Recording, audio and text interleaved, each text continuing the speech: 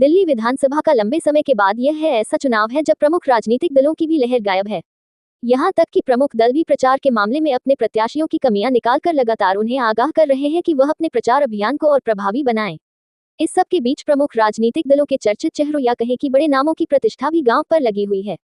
कांग्रेस भाजपा के ही नहीं सत्तारूढ़ आम आदमी पार्टी के बड़े चेहरे अरविंद केजरीवाल, मनीष सिसोदिया और मुख्यमंत्री आतिशी का चुनाव भी चुनौतीपूर्ण हो गया है। दिल्ली के दंगल में ये हैं बड़े चेहरे।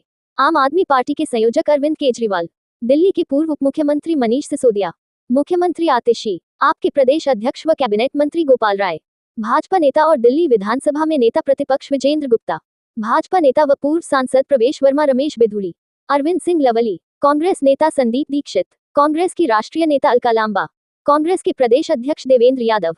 इस विधानसभा चुनाव में दिग्गजों की सीटों की बात करें तो आपके राष्ट्रीय संयोजक और मुख्यमंत्री पद के उम्मीदवार केजरीवाल नई दिल्ली सीट से चुनाव लड़ रहे हैं।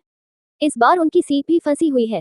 इसका कारण है कि एक तरफ भाजपा ने पूर्व सांसद व मुख्यमंत्री रहे साहिब सिंह वर्मा के बेटे प्रवेश वर्मा को चुनाव मैदान उतारा है। वहीं दूसरी तरफ कांग्रेस ने भी इस सीट पर मजबूत प्रत्याशी के रूप में पूर्व मुख्यमंत्री शीला दीक्षित के बेटे संदीप दीक्षित को उतारा है। तीनों प्रत्याशी लगातार अपना प्रचार अभियान तेजी से आगे बढ़ाए हुए हैं। इस सीट पर बड़ी संख्या में केंद्रीय कर्मचारी हैं और जुगी बस्ती के लोग हैं। आपके वोट में सेंध लगा रही कांग्रेस।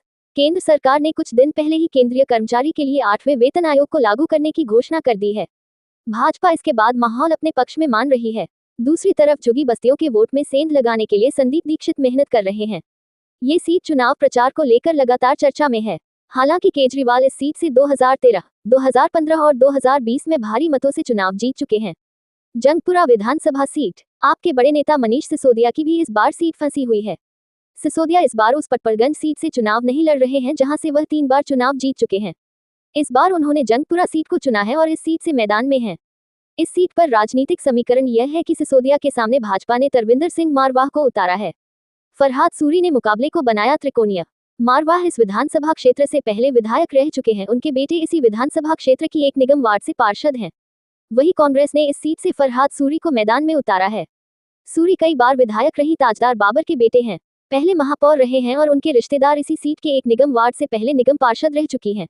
कहा यहां तक जा रहा है अच्छी छवि के चलते सूरी मुस्लिम मतदाताओं के साथ साथ हिंदू मतदाताओं में भी सेंध लगा रहे हैं। कालकाजी विधानसभा सीट, कालकाजी सीट की बात करें तो इस सीट से मुख्यमंत्री आतिशी दोबारा चुनाव लड़ रही हैं। इस सीट पर भाजपा ने पूर्व सांसद रमेश बिधूड़ी को उतारकर मुख्यमंत्री को कड़ी टक्कर दी है। वहीं कांग्रेस ने भी राष्ट्रीय महिला कांग्रेस की अध्यक्ष अलका लांबा को चुनावी मैदान में उतार दिया है। यहां भी तीनों प्रत्याशी जी जान से जुटे हैं और प्रचार अभियान को लगातार गति दे रहे हैं। भाजपा प्रत्याशी रमेश बिधूड़ी द्वारा तीखे बयानों के चलते ये सीट भी चर्चा में बनी हुई है।